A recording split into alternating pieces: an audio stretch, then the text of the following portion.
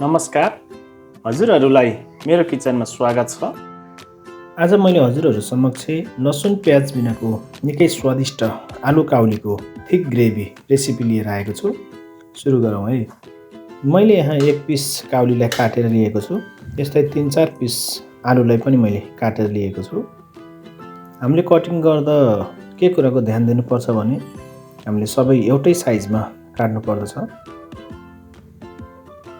सुरुमा मैले एउटा कराई बसालेर यसमा तेल राखेर हिट गर्नेछु र काटिराखेको आलु यसमा राख्नु पर्दछ। ग्यासको फ्लेम चाहिँ हामीले मिडियम राख्नु पर्दछ र सबै आलु राखिसकेपछि यसलाई एकछिन हामीले सोते गर्नुपर्छ। मैले यहाँ 1/3 टेबल स्पुन जति सल्ट राखेको छु। सल्टले हाम्रो आलुलाई चाँडै नरम गराउने र स्वादलाई पनि बढाउँदछ र हाम्रो भेज पिँधमा पनि टाँसिँदैन। यसलाई एकछिन सोती गरिसकेपछि अब यसमा हामीले काउली राख्नु पर्दछ। काउलीलाई पनि हामीले एकछिन राम्रोसँग चलाउँदछौँ।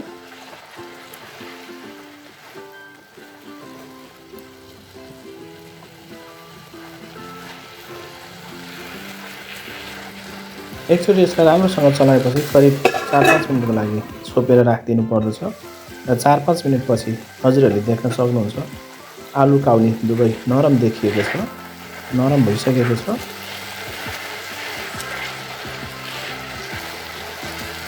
काउलीको डन्ठी पनि राखेको थिएँ मैले, सानो सानो टुक्रा बनाएर मैले यसमै एड गरेँ। हजुरहरूले काउलीको डन्ठी फाल्ने गर्नुहुन्छ भने यसको बेजोड स्वाद आउँछ, यो फाल्ने नगर्नु होला। यता भेज पाक्दै गर्छ, हामी ग्रेभीको लागि प्रिपेयर गरौँ। ग्रेभीको लागि मैले यहाँ 4-5 दाना टमाटर लिएको छु र 1 पिस मैले क्याप्सिकम लिएको छु, 1 पिस ग्रिन चिल्ली पनि लिएको छु। क्याप्सिकमको मैले लगभग सबै भाग युज गर्नेछु। माथिको सानो भेट्न बाहेक अरू सबै मैले युज गर्छु, फाल्दिनँ। क्याप्सिकम र टमेटो मैले यहाँ रफ काट्ने छु, फाइन चप गर्दिनँ। हामीले यसलाई सोते गरेर मिक्सरमा पिस्नु पर्ने भएकोले मैले यसलाई एउटै साइजमा काटेको छैन।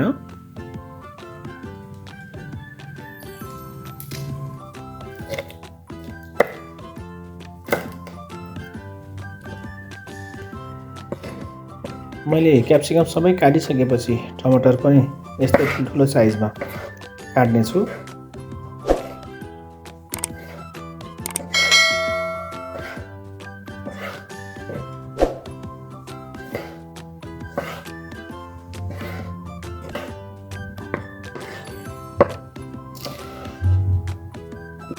काटिसकेपछि यसलाई एउटा बाउलमा राखिदिनु होला।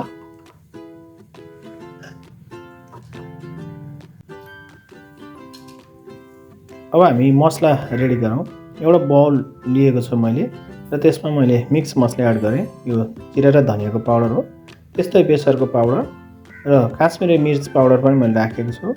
करी पाउडर पनि मैले थोरै राखेँ र रेड चिल्ली पाउडर पनि मैले यसमा थोरै राखेको छु र हल्का पानी राखेर यसलाई हामीले राम्रोसँग मिक्स गर्नुपर्दछ। यसो गर्नाले हाम्रो मसला डढ्न पाउँदैन। यो मसला नडढोस् भनेर हामीले यसो गरेको हो, किनभने हामीले बिना प्याज तरकारी बनाउँदैछौँ। प्याज नभुटिकन हामीले तेलमा मसला हाल्नुपर्ने भएकोले मसला डढ्छ कि भनेर मैले यसो गरेको हो। हजुरहरूले पनि यसै गर्नु होला। लगभग हाम्रो भेज 60% जति पाकिसकेको छ। 1/4 टीस्पुन टर्मरिक पाउडर र 1/4 टीस्पुन काश्मिरी मिर्च राखेर एकचोटि भेजलाई राम्रोसँग मिक्स गर्नु होला। 60-65% जति पाकिसकेपछि हामीले भेजलाई निकाल्छौँ।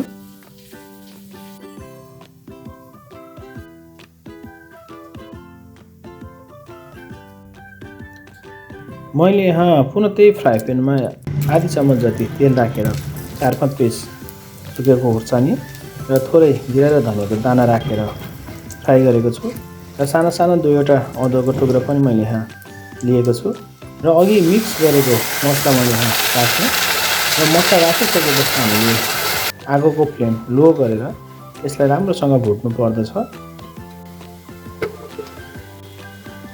अघि चप गरिराखेको टमाटर र क्याप्सिकमलाई राखेर हामीले नरम हुने गरी सोते गर्नुपर्दछ। यसलाई एकछिन हामीले छोपेर पनि पकाउँछौँ। हजुरहरूले देख्न सक्नुहुन्छ टमाटर पुरै गलेर नरम भइसकेको छ।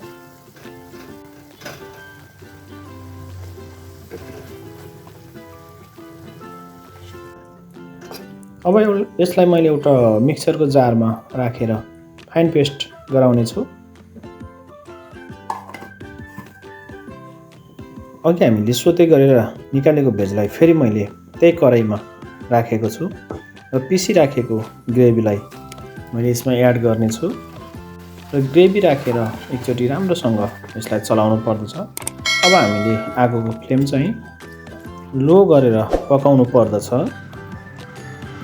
अब स्वाद अनुसार हजुरहरूले यसमा नुन एड गर्नु होला। हामीले नुन सुरुमा पनि एड गरेका छौँ। यो कुराको हजुरहरूले राम्रोसँग ध्यान दिनु होला र यसलाई एकछिन छोपेर पकाउनु होला। हाम्रो भेज 65% जति पाकेको थियो। अब हामीले बाँकी पकाउनु पर्दछ। हामीले चाहिँ भेजलाई 90% जति मात्रै पकाउनु पर्दछ। बाँकी रहेको 10% कराईमै पाक्नेछ। मैले थोरै धनिया र बटर एड गरेको छु। बटर चाहिँ अप्सनल हो, हजुरहरूले उपलब्ध छ भने मात्र एड गर्नु होला, नत्र यो टोटली अप्सनल हो। आलु काउलीको थिक ग्रेभी रेडी भइसकेको छ। हजुरहरूले पनि यो रेसिपी हेरेर अवश्य ट्राई गर्नुहुन्छ भन्ने मैले विश्वास लिएको छु। र हजुरहरूले अहिलेसम्म मेरो च्यानललाई सब्सक्राइब गर्नुभएको छैन भने प्लिज सब्सक्राइब गरिदिनु होला र भिडियोलाई सेयर पनि गरिदिनु होला।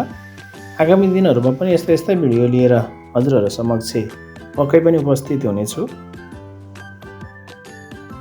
अहिलेसम्म भिडियो हेरिदिनु भएकोमा हजुरहरूलाई धेरै धेरै धन्यवाद टक्राउन चाहन्छु।